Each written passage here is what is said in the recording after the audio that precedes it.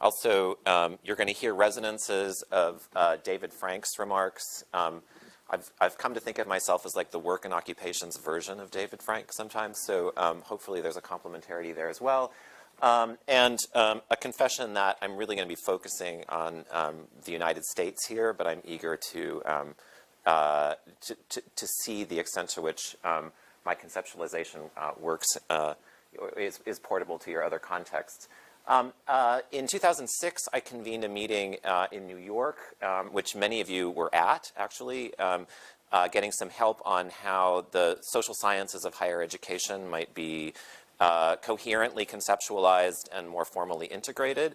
And that project eventuated in a paper published in 2007, in which my co-authors Elizabeth Armstrong, who's now at Michigan, and Richard Aram, who's now at UC Irvine, organized the extant sociological literature into a series of 4 metaphors: sieve, incubator, temple, and hub. Sieve was the metaphor that we used to describe the stratification tradition, which is really, the primary way in which North American sociologists have made sense of what colleges and universities do. They legitimately sort and stratify persons and groups.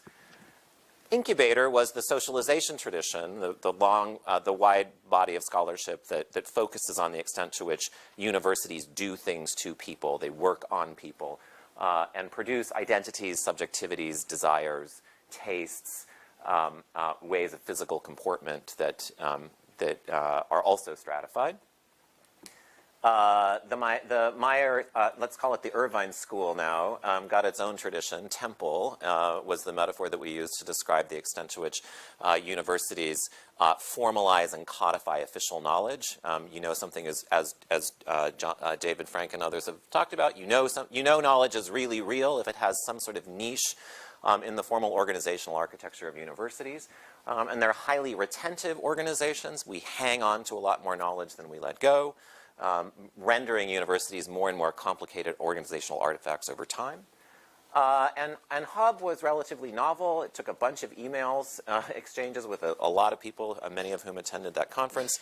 And this is essentially a provocation of, what would a network model of Stanford University or Uppsala University look like? How might we imagine universities as hubs connecting different institutional domains? This is a metaphor that Jason Owen Smith at the University of Michigan very articulately picks up in a brand new book, which we all should read, called Research Universities and the Public Good, Stanford University Press this spring. He added 2 more. One, I hadn't seen David's remarks, but Jason also uses the metaphor of anchor. But in Owen Smith's formulation, he talks about universities as anchors connecting particular places and nation states to larger transnational flows of discourses and people. So in a sense, that's what universities are designed to do, is to connect particular people and places to larger systems of ideas and persons. And Jason also describes universities as sources, here very much directly picking up on the Paget-Powell tradition of it's the fact of the informational and knowledge and network heterogeneity of universities that makes them such vital sources for novelty. And Jason puts all of these together in a very I think compelling call for how and why universities add value to nation states and why they deserve to be continually replenished. And I'm especially happy to see that in the post-Cold War context in the United States, where with the close of the Cold War, the sort of the default explanation for why the United States was making massive investments in technology development through universities essentially disappeared. And on my view, we're still struggling to come up with narratives of worth for universities, right? Whose Harvard is it? Whose Stanford is it? Who should pay? What is the value proposition of these entities? Okay, so I want to add a metaphor, but I don't have a picture for it. I want to propose that we could think about universities as evaluation machines. What do I mean by that? I mean, first, that the how many things? 4. 3. They are formal mechanisms for sorting and stratifying worth on the basis of expert review, which is how Michelle and I come together. I want to suggest quite strongly that the evaluative work of universities implicates them in myriad other institutional domains. So I think it's problematic to think about universities as bounded entities because of the evaluative work that we do shape so many other institutional regimes. I want to suggest that the extent of universities' jurisdiction in any national context is coextensive with the reach of their evaluative authority. And here again, we're going to put Andrew Abbott into conversation with John Meyer and David Frank and Chiqui Ramirez. And then I want to suggest as a provocation that the domains of shared evaluative authority that universities share with other institutions reveals the limits of universities' reach. And I think it's quite important to recognize that the kind of sacralizing work that universities do is not only bounded, but now has, on my view, has competitors in the 21st century that it did not have in the 20th. Okay. So I want to be clear, I'm agnostic about any distinction between evaluation and production here, or we might say between selection and treatment. I think one of the gifts of the sociology of evaluation has been able to show that one social groups create evaluative regimes. They have backward effects on how men and women organize the production of self and value. So any kind of formal parsing of selection versus treatment, I think, is essentially inadequate social science in this domain. So evaluation is a production process as well as a recognition process. We can talk about that later. So I'll go through the first three provocations very quickly. I want to suggest that universities are formal mechanisms for sorting and stratifying worth. Admissions is probably the paradigmatic instance of this. And again, Michelle and I and Julie Posselt and others have written about how ceremonies of evaluation not only organize the production of persons in families and the production of knowledge in academic settings, but they also essentially are moral designations, right? Getting into Stanford is in the United States context is a symbolic mark of worth. And I'm actually in conversation with the work that you're up to. What I'm trying to think through now is the extent to which college graduation itself has become a moral boundary in the United States, right? In which those who have not crossed that boundary are challenging the presumption that it equals some mark of respectability. And that, in my view, has not happened before in American history, that there's now dissensus about the extent to which going to college makes one a better person than one was in the past. Okay. So admissions is one key place in which universities are, serve as formal mechanisms for sortifying and stratifying work. Certainly, all of the work that we do as authors and peer reviewers and tenure reviewers and program reviewers is, produces the organizational categories and the excellence that we all hope to produce in our daily lives. And this was largely taken from my notion that as I've gotten more mature, older in the field, more and more of my time is spent in projects of evaluation, writing recommendation letters, grading papers, sitting on dissertation committees.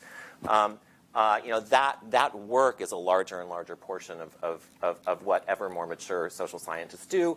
We'll certainly only flag the extent to which colleges and universities serve as important mechanisms for ascertative mating on various dimensions. Of course, the labor market brokerage that college and university degrees confer is central to the stratification and inequality tradition.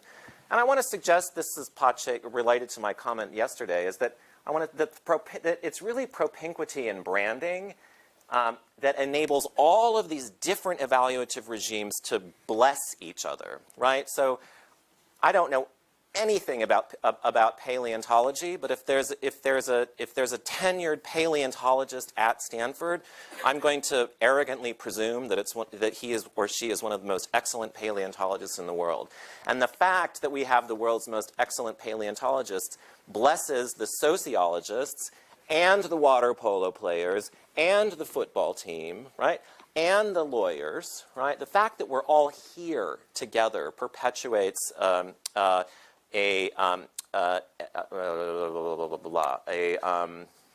perpetuates a sort of powerful assertion that we're all good, right? And I think this is most prominent, most clearly articulated in this notion that we have of excellence in all things at these universities. And we wonder why there's so much anxiety among our young people. Just be excellent in everything all the time, and you're good, right?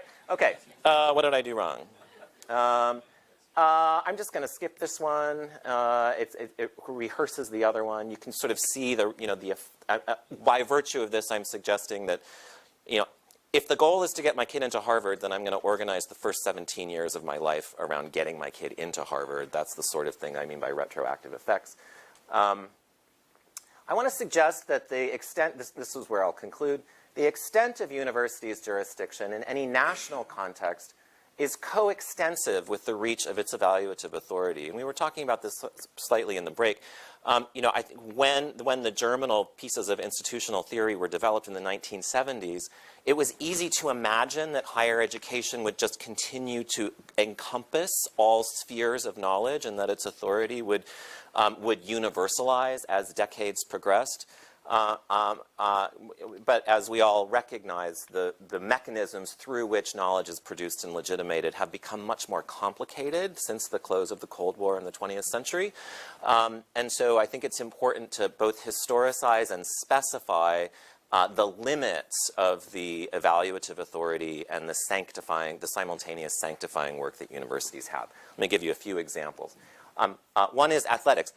In the United States, universities do a lot of athletic evaluation.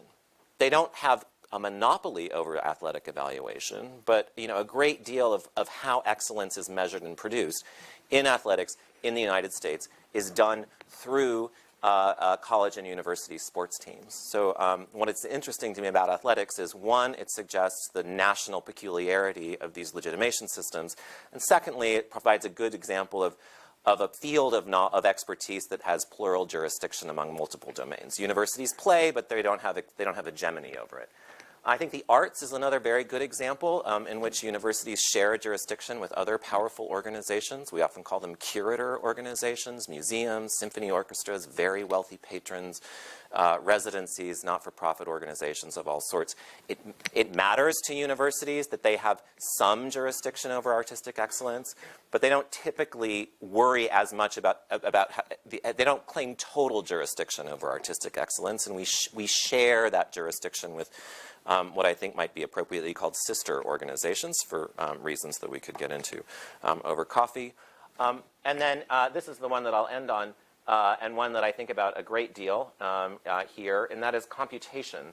I want to suggest as I close that universities have only very partial jurisdiction over computational knowledge. There are other organizations within 15 miles of this campus that claim much more informational or empirical space in the domains of computation, and claim at least as much expertise as universities do in how to make sense of and manage that information. And I'll tell you, this one scares the daylights out of university leaders everywhere, because there's a growing recognition that in the domain of computation, universities are not necessarily the sine qua non of evaluating or producing knowledge. And the most ambitious, and in fact some of the most elite universities in the country are moving as fast as they can to assert their jurisdiction over this domain. You may have heard that in the last 2 weeks, MIT announced a new billion-dollar initiative for a completely new college of computation, because it proves that not even MIT is flexible enough to grow and change with sufficient rapidity to accommodate the advance of computation. Berkeley made a parallel announcement in the last 2 weeks as well. And Stanford's a little behind on this one. You'll probably hear from us within 6 to 14 months. We will have something, I'm quite confident, that will join this fray. But I would suggest that as organizational sociologists and sociologists of knowledge, watching how the most elite and wealthy universities in the world manage the boundaries with computation is going to be quite a sight to see. Thanks.